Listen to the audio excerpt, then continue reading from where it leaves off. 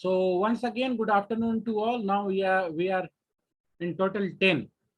Means मुझे छोड़ करके you now it's 11. More students are joining.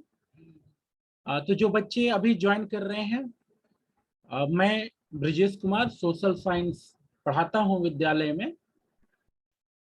कभी मौका मिला तो दूसरे सब्जेक्ट्स को भी पढ़ाया हूं।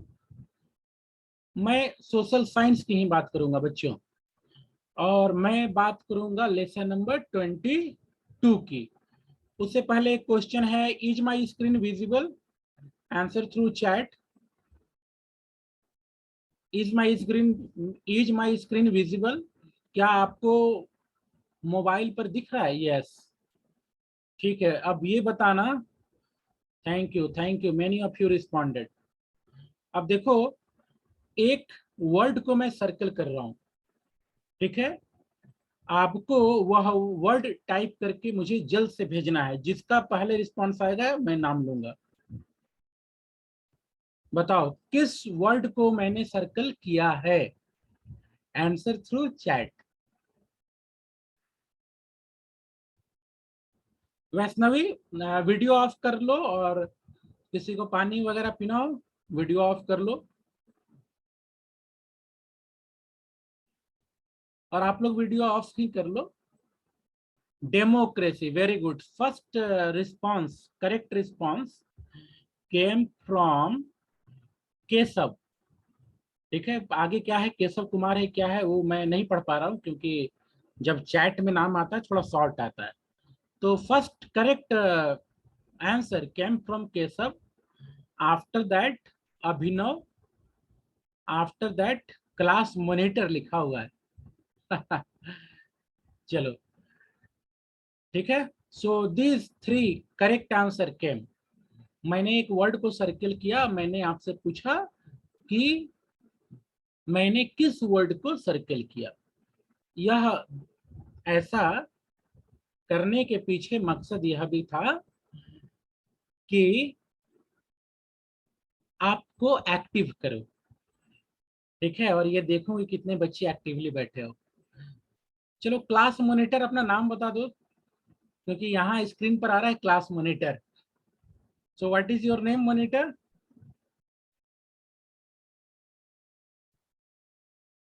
मैंने रीनेम का ऑप्शन हटा दिया है, तो ये क्लास मॉनिटर ही नजर आएगा। What is your name?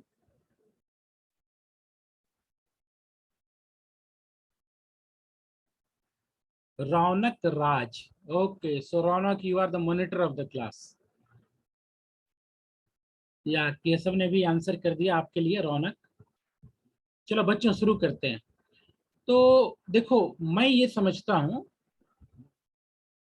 कि किताब के कवर पेज से, जो एकदम शुरुआत का पेज होता है, वहां से पढ़ाई शुरू होती है। और कोई चैप्टर जब शुरू होता है, तब वह चैप्टर के नाम से शुरू होता है। तो सबसे पहला जरूरी बात किसी चैप्टर की यह होती है कि हम उस चैप्टर के नाम को समझें। हमारे सामने है चैप्टर नंबर 22। बहुत ही खूबसूरत तरीके से गोल अर्थ रिप्रेजेंट किया है और 22 लिखा है। So this is chapter number 22। नाम है चैप्टर का democracy and government. Democracy and government. Democracy जो शब्द है, इसका हिंदी होता है लोकतंत्र, प्रजातंत्र भी बोलते हैं, ठीक है। लोकतंत्र, प्रजातंत्र, बहुत से जगहों पे लोग प्रजाशाही, ऐसे अनेक नाम, ऐसे अनेक शब्द हैं according to the language, according to the area. तो डेमोक्रेसी हिंदी बात करें तो इसका हिंदी होता है लोकतंत्र। जो दूसरा शब्द है इसमें है गवर्नमेंट। गवर्नमेंट, गवर्नमेंट का हिंदी होता है सरकार, सरकार। तो चैप्टर नंबर 22 आपका है लोकतंत्र और सरकार, सरकार, लोकतंत्र और सरकार। तो आगे बढ़ने से पहले हम ये समझें कि लोकतंत्र क्या होता है और सरकार क्या होता है।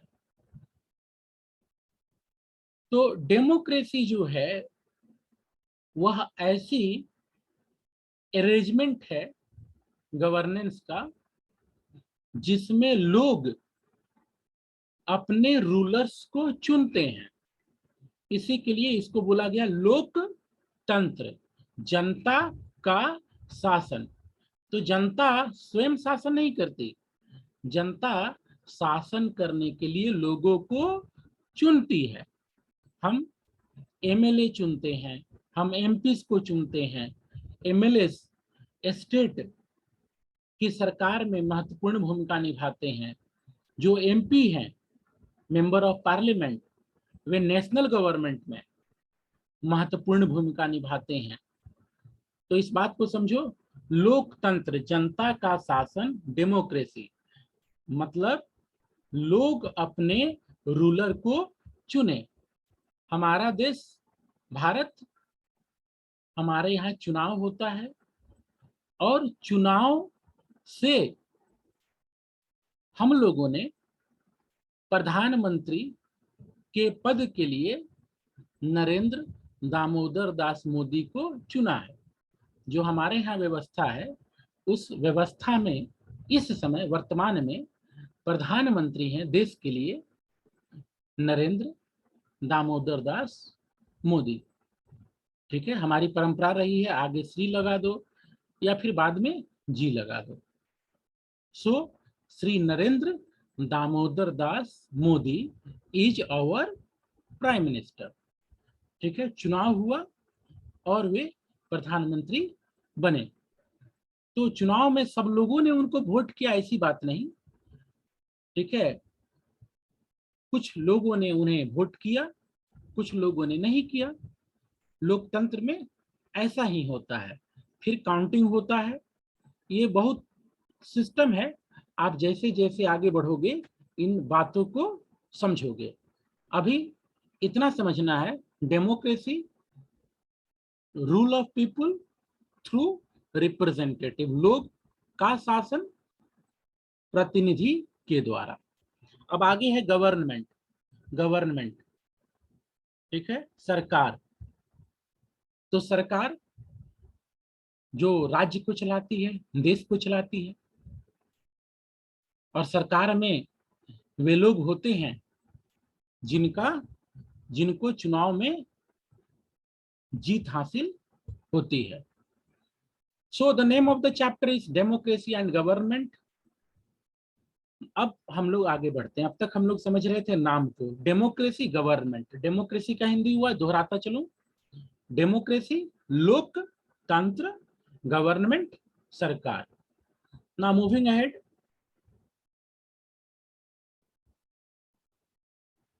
we have read in the previous chapter, we have read in the previous chapter, previous, ठीक है, that we the people of India, that we the people of India come from different races, regions, religions, castes and speak different languages। जो पिछला chapter है बच्चों, आप लोगों ने इसमें पढ़ा, we the people of India, हम भारत के लोग। तो हम लोग अलग अलग रेस के हैं, हम लोग का अलग अलग रीजन है, हम लोगों का अलग अलग रिलीजन है। कोई हिंदू, कोई मुस्लिम, कोई सिख, ईसाई, अनेकों धर्म है, जैन, बौद्ध, यहाँ अनेकों जातियां हैं।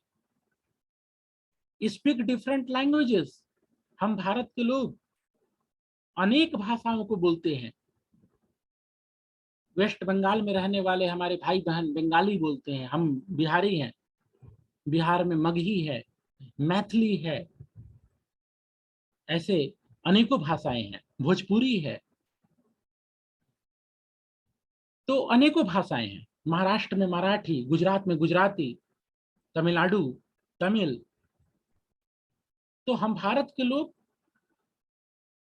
अलग अलग रेस के हैं, अलग अलग रीजन के हैं। अलग अलग रिलीजन के हैं, हमारी जातियां अलग अलग हैं, हम अनेकों अलग अलग तरह की भाषाएं बोलते हैं। In such a diverse society, in such a diverse society, एक ऐसे सोसाइटी में जहां डाइवर्सिटी है, डाइवर्सिटी विभिन्नता, कोई हिंदी बोल रहा है, कोई मगही बोल रहा है, कोई भोजपुरी, कोई तमिल, कोई हिंदू, मुस्लिम, सिख, ईसाई, अनेक जातियां, अनेक state, region, in such a diverse society, ऐसे डाइवर्स सोसाइटी में different demands arise which are often in conflict with one another. तो हमारे देश में डाइवर्सिटी है और ऐसे में कभी कभी ऐसा डिमांड कुछ लोगों के द्वारा रेज किया जाता है जिससे कन्फ्लिक्ट हो जाए, जिससे कन्फ्लिक्ट झगड़ा हो जाए। ठीक है, अब जैसे मैं बोलूंगा कि पूरे देश में भोजपुरी लागू हो जाना चाहिए, तो जिनको भोजपुरी नहीं आता होगा उनको दिक्कत होगी। कोई बोले मगही लागू होना चाहिए, सब लोग मगही बोलो सीखो, तो जो मगही नहीं बोलते हैं, मैथिली नहीं बोलते हैं, कोई और भाषा, तो कभी कभी ऐसा डिमांड, ये छोटा एग्जांपल है, अनेकों ऐसे और बातें हैं, तो कन्फ्लिक्ट दिखता है, झगड़ा दिखता है। Some people think that their problem are more important. अब ऐसे में कुछ लोगों को लगता है कि अरे मेरी समस्या ज्यादा इंपॉर्टेंट है, पहले मेरा सॉल्व करो सरकार, so they should be solve first, whereas other may think that their problem should be given top priority. कुछ लोगों को लगता है अरे मुझे ज्यादा समस्या, मेरा प्रॉब्लम ज्यादा है, इंपॉर्टेंट है, पहले मेरा सॉल्व होना चाहिए, तो दूसरे को लगता है कि नहीं मेरा होना चाहिए। In such a conflicted situation the positive attitude of live and let live is the best course of amicably settled the disputes and solve the problem। बच्चों मंत्र है live and let live, live and let live, जियो, जीने दो। तो ऐसा में लोगों को लगता है जो समस्या हो, किसी मोहल्ले के लोगों को लगेगा अरे मेरे यहाँ पानी नहीं आता है, मेरे मोहल्ले का समस्या बड़ा इंपॉर्टेंट है, तो दूसरे मोहल्ले में भी पता चला पानी नहीं आ रहा है, तो सरकार है वन बाय वन आएगी। ठीक है, बहुत सारे काम होता है कि एक का काम हुआ दूसरा का नहीं हुआ, तो समस्याएं हैं हर जगह है, परिवार में भी होती है। दो भाई बहन हो, एक सब्जी बनना है, वो बोलेगा नहीं बैगन का सब्जी बने, वो बोलेगा कद्दू का सब्जी बने, और सब्जी एक ही बनना है, तब तो वेट करना पड़ेगा। आज किसी का डिमांड पूरा होगा, कल किसी का होगा। हाँ, कुछ घरों में दो तीन सब्जियां बन जाती होंगी तो अलग बात है। तो प्रॉब्लम है, हर जगह है, परिवार में भी होता है, लेकिन बुद्धिमानी, इंटेलिजेंस इसमें है कि हम प्यार से बैठ करके, चलो ठीक है आज आपका कल हमारा, let live and let live, जियो जीने दो, ये पॉजिटिव एटीट्यूड, सारा समस्या का समाधान इसमें है, तू मैं नहीं। ठीक है, कभी कभी होता है किसी का काम पहले होगा, दूसरे वाले का उसके बाद होगा। The democratic way of life, the democratic way of life, democratic लोकतांत्रिक तरीका जीवन जीने का, the democratic way of life based on equality, जो डेमोक्रेसी है बच्चों, जनता का शासन, इसमें महत्वपूर्ण बात है इक्वलिटी, समानता, फ्रेटर्निटी, बंधुत्व, बंधुत्व, रिश्तेदारी की भावना, भाई बहन वाली भावना। ठीक है, हम सब एक हैं, एक परिवार के सदस्य, यह भावना फ्रेटर्निटी। तो डेमोक्रेसी में इंपॉर्टेंट है इक्वलिटी, फ्रेटर्निटी बंधुत्व, जस्टिस न्याय। ठीक है, किसी के साथ अन्याय नहीं हो, paves the way and prepares the citizen, prepares the city vision to mutually resolve, mutually आपस में सॉल्व कर ले जो समस्याएं हैं। बहुत सी समस्याएं हम लोग बना देते हैं तू मैं झूठ मूठ का। कभी कभी तो बहुत बुरा सुनने भी मिल जाता है। अब रोड पर चल रहे हैं या पार्किंग में, कई बार ऐसा न्यूज आता है, पार्किंग में गाड़ी खड़ी है, दूसरा वाला ब्रेक टाइम पे नहीं लगा पाया, थोड़ा टच हो गया, उसमें तू मैं एक दूसरे को मार देना। तो ये तरीका नहीं है जीवन जीने का। तरीका क्या है? म्यूचुअली हम रिजॉल्व कर ले कॉन्फ्लिक्ट को, मिल बैठ करके, यार चलो कोई बात नहीं, ये दिक्कत है ना, चलो ठीक है, आज ऐसा होगा कल वैसा होगा, ठीक है। और अगर म्यूचुअल रिजॉल्व करने वाली बात नहीं हो तो हर जगह झगड़ा है। Disputes arising out of the wasted और वेराइड इंटरेस्ट। तो जो झगड़े हैं, क्योंकि बहुत से इंटरेस्ट हैं, हर लोग का अलग अलग इंटरेस्ट, तो वैसे में झगड़ा होता है, झगड़ा होने की स्थिति होती है। तो उसको सॉल्व कर लेना चाहिए कैसे? म्यूचुअल रिजॉल्व, आपस में मिल बैठ करके। ये नहीं कि पुलिस आना पड़े, जज थाना आना पड़े, आपस में तय कर ले, वो बेस्ट वे है। और अगर नहीं कर पाए तो फिर चलो कानून वगैरह है ही है। B it a government office, a private company, a hospital, or an educational institution, conflicting interest led to misunderstanding, rigid stance, and sometimes clashes. कोई भी जगह हो, गवर्नमेंट ऑफिस हो, सरकार का कोई दफ्तर, कोई प्राइवेट कंपनी हो, हॉस्पिटल हो, या एजुकेशनल इंस्टीट्यूशन, स्कूल, स्कूल के अंदर क्लासरूम, हर जगह है प्रॉब्लम है, ठीक है। कभी कभी मिसअंडरस्टैंडिंग के चलते प्रॉब्लम हो जाती है, आपस में दोस्ती टूट जाती है, ठीक है, परिवारों में दूरियां बढ़ जाती है, मिसअंडरस्टैंडिंग, ठीक है। रिजिडनेस कि नहीं हम ऐसा, ठीक है, तो वैसे में प्रॉब्लम है। और वैसे में कभी कभी क्लैश, क्लैश मतलब झगड़ा होने की स्थिति बनती है, झगड़ा हो भी जाता है। तो जरूरी क्या है? म्यूचुअल रिजॉल्व हम लोग कर लें, आपस में मिल बैठ करके समझे, ठीक है, एक दूसरे को प्रॉब्लम को समझे, और थोड़ा कोई झुक जाए, कोई थोड़ा कोई झुक जाए, लेकिन रिजिडनेस होगा, प्रॉब्लम रहेगी। रिजिड मतलब एकदम अड़ जाना नहीं, ठीक है ना। तो एकदम अड़ जाने से, रिजिड हो जाने से फैमिली भी नहीं चलती।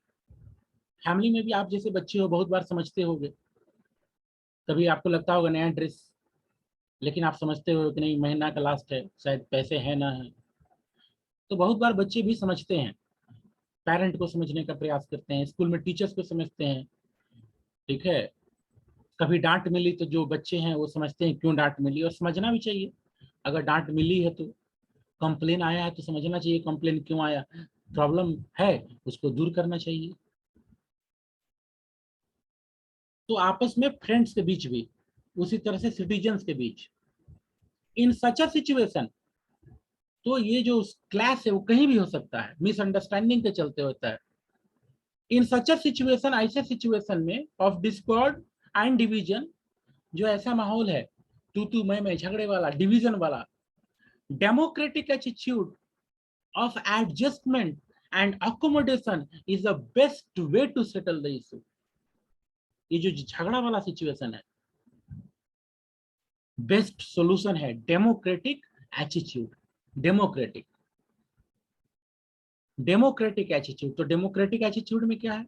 हम आराम से एक दूसरे को सुने बच्चों, ठीक है, आराम से एक दूसरे को सुने। और अगर देखा जाए, जब संसद, आप देखो पार्लियामेंट हाउस दिख रहा है आपको स्क्रीन पर, आपकी किताब में भी है इस पेज पर।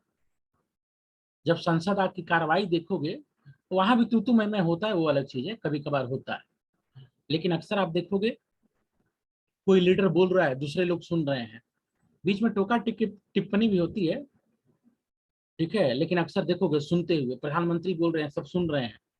कभी किसी को ऑब्जेक्शन है, ठीक है, वो ऑब्जेक्शन भी अपना दर्ज कराते हैं, पर सुनते हैं एक दूसरे को।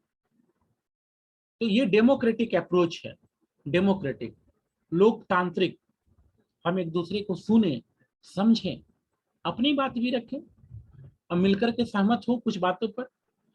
अगर यह एटीट्यूड हम लोगों के अंदर आ जाए, एक दूसरे को सुनने वाला, ट्रू सेंस में डेमोक्रेसी का मतलब है हम एक दूसरे को सुने, समझे, साथ चले, अगर यह एटीट्यूड, व्यवहार हम लोगों के अंदर आ जाए, कहीं कोई समस्या नहीं है, कहीं कोई झगड़े वाली स्थिति नहीं होगी। That is why India opted, that is why ये डेमोक्रेटिक एटीट्यूड का जो वैल्यू है, जो खूबी है कि वो झगड़े को दूर कर सकता है, वो लोगों को एक बिहेवियर सिखाता है मिल बैठ करके समस्या का समाधान करने का। दैट इज वाई, यह कारण है, दैट इज वाई। ठीक है, क्या लिख रहा है, दैट इज वाई, यहाँ that is why, page number 183, page 183, that is why, यह कारण है। इंडिया ऑप्टेड, भारत ने अपनाया, ऑप्टेड अपनाया, to form a democratic government, यह कारण है, ठीक है, कि जब भारत आजाद हुआ तो हमारे नेताओं ने चुना कि भारत में डेमोक्रेसी होगी, भारत में डेमोक्रेटिक गवर्नमेंट होगी। That is why India opted, Bharat ने अपनाया, चुना, to form a democratic government. तो ये बच्चों इंट्रोडक्शन जैसा था। Now the next paragraph, democracy. Next paragraph, democracy. Let us remember, let us remember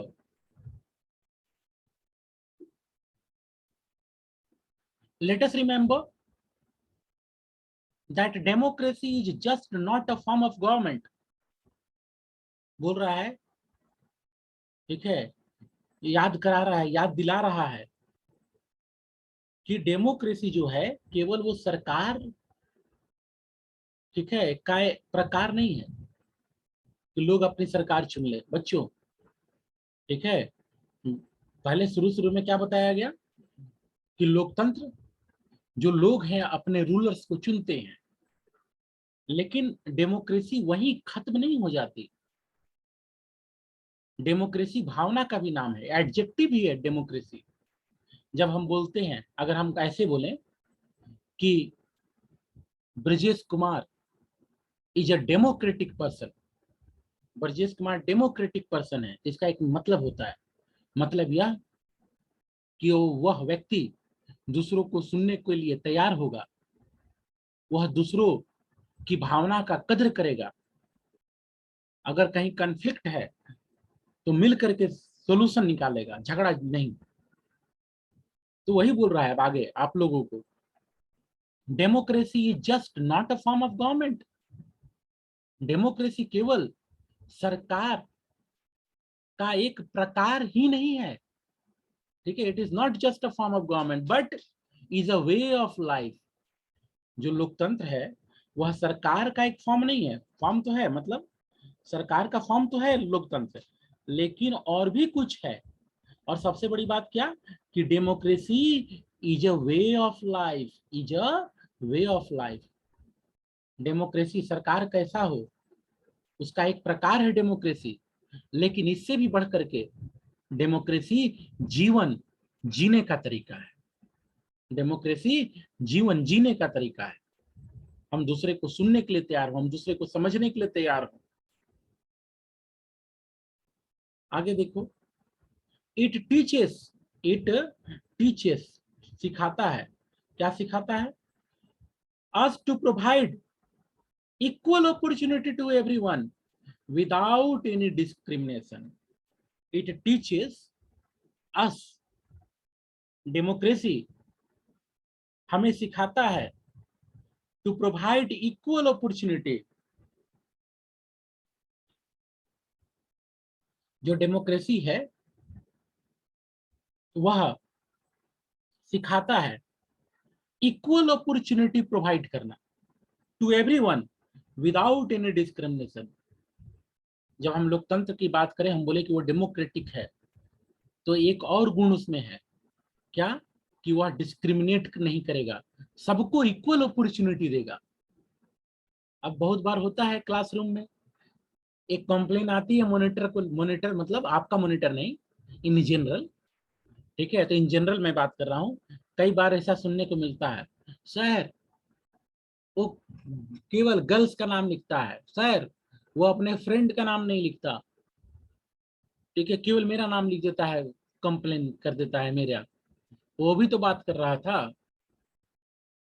तो ऐसी शिकायतें होती हैं क्लासरूम में, बहुत से क्लास में, आपके क्लास में नहीं होगी, ठीक है, लेकिन होती है।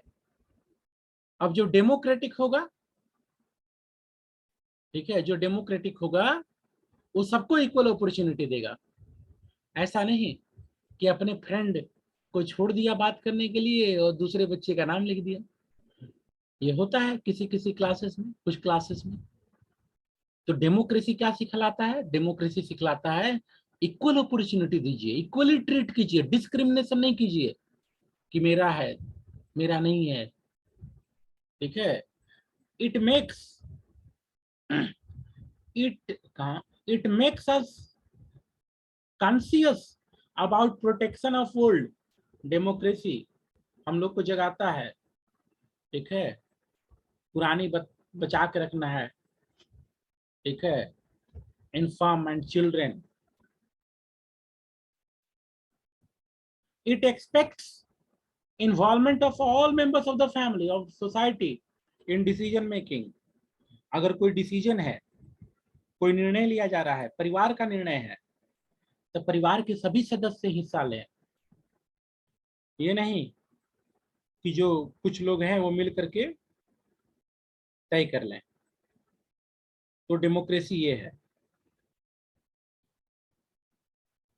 तो परिवार हो या फिर समाज हो, परिवार हो या समाज हो, डेमोक्रेसी हमें सिखाता है मिल करके डिसीजन लेने का।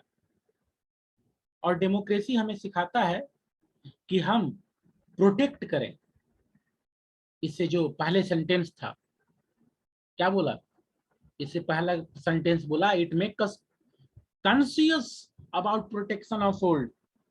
कॉन्शियस, ठीक है, हम लोगों को डेमोक्रेसी भावना देती है, जगाती है, दिमाग बताती है डेमोक्रेसी कि जो ओल्ड हैं उनको प्रोटेक्ट करना है, उनको बचाना है।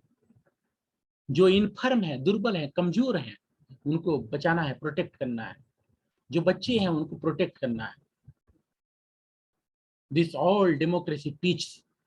डेमोक्रेसी और भी कुछ बताती है, बहुत कुछ बताती है।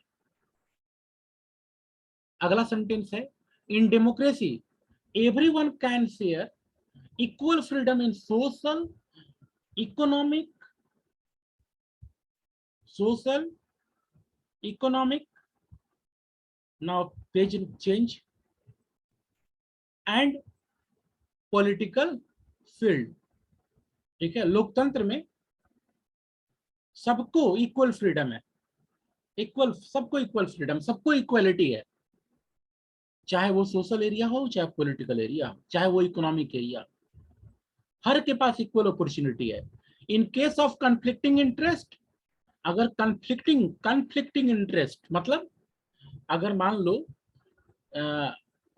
कोई एक व्यक्ति जो चाह रहा है, दूसरा व्यक्ति का उलट है, झगड़ा हो सकता है, ठीक है, तो ये होता है कॉन्फ्लिक्टिंग इंटरेस्ट। वैसा इंटरेस्ट कि अगर एक का पूरा होगा तो दूसरे का नुकसान हो या दूसरे को वेट करना पड़े। तो अगर कॉन्फ्लिक्टिंग इंटरेस्ट है, फायदा एक दूसरे के विरुद्ध है, issues and extreme approaches, the harmony can be brought through tolerance and self discipline. Tolerance and self discipline. अब जैसे कि मैंने बोला, ठीक है, चलो मैं ही, आप लोग सभी इकट्ठा हो, मान लो मैं कुक हूँ और मैं बोलूंगा भाई कोई एक चीज बनेगा, बताओ क्या बनना चाहिए? बैगन बनना चाहिए, आलू बनना चाहिए, टमाटर बनना चाहिए, ठीक है, कद्दू बनना चाहिए, कोहड़ा बनना चाहिए। आप सब नहीं, ये बनना चाहिए, वो बनना चाहिए, और मैंने बोल दिया कि एक ही बनाऊंगा। मान लो मैं कुक हूँ, बावर्ची, ठीक है, कोई कैंप लगा हुआ है, आप सब उसमें हो, कि मैं एक ही आइटम बनाऊंगा वेजिटेबल, तो ऐसे में तो कन्फ्लिक्टिंग हो जाएगा, जो डिजायर है कन्फ्लिक्टिंग हो सकता है, कोई कुछ चाहेगा कोई कुछ चाहेगा। तो उसी तरह से आपको सोसाइटी में भी होता है, हमारा इंटरेस्ट कन्फ्लिक्टिंग हो जाता है कभी कभी। ठीक है, अगर एक का कोई काम हो रहा होगा तो दूसरे को नुकसान हो रहा हो, ऐसा कभी कभी माहौल बनता है। ठीक है, अब जैसे सड़क का चौड़ा होना, अगर पुरानी सड़क है कोई और वो चौड़ा होगा तो उसमें क्या होगा, जो सड़क के अगल बगल होंगे उनके घर टूट सकते हैं, सरकार उनको मुआवजा देगी। ठीक है, पर वो मुआवजा घर का भरपाई नहीं कर पाता। तो अब सोचो, एक तरफ डेवलपमेंट है, एक तरफ इंटरेस्ट है। ठीक है, प्रेजेंट है। तो ऐसे में अगर दो लोगों के बीच भी कन्फ्लिक्टिंग सिचुएशन है, टॉलरेंस की जरूरत है, सेल्फ डिसिप्लिन की जरूरत है, बातों को समझने की जरूरत होती है। In this way it strikes a balance. ठीक है, इस तरह से जो डेमोक्रेसी है एक बैलेंस बनाती है समाज में। Many a time a question arises that when a large number of people are involved in taking a decision or reaching at a consensus whose view should be accepted in democracy, the opinion of majority is accepted। इसको underline कर लेना बच्चे, बहुत सारा जगह था बोलना भूल गया, इस सेंटेंस को भी अंडरलाइन कर लो। इन डेमोक्रेसी, लोकतंत्र में। ठीक है, अब जैसे क्वेश्चन पूछा, इसके पहले जो सेंटेंस था उसमें एक क्वेश्चन था कि अब जैसे मान लो हम लोग लीडर चुनते हैं, मान लो हम लोगों ने एमपी चुना। ठीक है, तो अनेकों एमपी हैं, एमएलए चुना अनेकों हैं। तो बोला है कि डिसीजन किसका होता है, तो डेमोक्रेसी में डिसीजन मेजोरिटी से होता है। जिस बात पर मेजोरिटी सहमत है, अधिकतर लोग सहमत हैं कि ऐसा तरीके से या यह काम होना चाहिए, तो ऐसा होता है। ठीक है, तो याद रखिएगा डेमोक्रेसी में मेजोरिटी, डेमोक्रेसी में जो निर्णय है मेजोरिटी का एक्सेप्ट होता है। लेकिन यह भी ध्यान रखना है कि हम माइनॉरिटी की भावना को भी रिस्पेक्ट करें। माइनॉरिटी मतलब जो लोग संख्या में कम है, वो संख्या में कोई भी हो सकता है, संख्या में कम, वो जगह जगह पे डिपेंड करता है। फिर मान लो एग्जाम्पल, एक क्लास है 40 स्टूडेंट का, 10 गर्ल है, बॉयज 30 है, ये जेंडर बेसिस बात हो गई। तो यहाँ मेजोरिटी में कौन है, बॉयज। कोई दूसरे सेक्शन में गर्ल्स मेजोरिटी में हो सकती है। कुछ ऐसे सेक्शन होता है जब जहाँ बड़ा 50-50 का टैली होता है। जैसे पिछला जो मेरा क्लास था, सेशन 21-22, उसमें लड़कियां ज्यादा थी। ठीक है, गर्ल्स की मेजोरिटी थी। तो मेजोरिटी मतलब जिनकी संख्या ज्यादा हो। ये अलग अलग जगह पे अलग अलग तरीके से देखा जाता है। कहीं जेंडर बेस पे देखा जाता है, कहीं लैंग्वेज बेसिस पे देखा जाता है, कहीं रिलीजन बेसिस पे देखा जाता है। ठीक है, कहीं पॉलिटिकल व्यू। तो डेमोक्रेसी में क्या बात होती है, पॉलिटिकल व्यू, सोच, पॉलिटिकल थॉट, या कोई काम। ठीक है, इट्स ऑलरेडी 2:29। तो बच्चों ये लास्ट स्टेटमेंट है, इन डेमोक्रेसी मेजोरिटी का व्यू एक्सेप्ट होता है, but at the same time जो मेजर माइनॉरिटी में है उनका भी व्यू का रिस्पेक्ट करना चाहिए कि उन्होंने क्या बोला, वो क्या चाह रहे हैं। ठीक है, so that's all in today's class. ठीक है, ये अरेंजमेंट का क्लास था। रूटीन में तो हिंदी हुई, पर मैंने सोचा कि सोशल साइंस में मैं कुछ आपको बताऊं, और आप लोगों के बताने के बाद ही मैंने चुना लेसन नंबर 22। और लेसन 22 का जो शुरुआत के कुछ पैराग्राफ्स थे वो आज हम लोगों ने देखा। कभी और अरेंजमेंट लगेगा तो और देखेंगे, ऐसे आपके जो सब्जेक्ट टीचर हैं वो चैप्टर को आगे बढ़ाएंगे। That's all, have a nice day, God bless you all.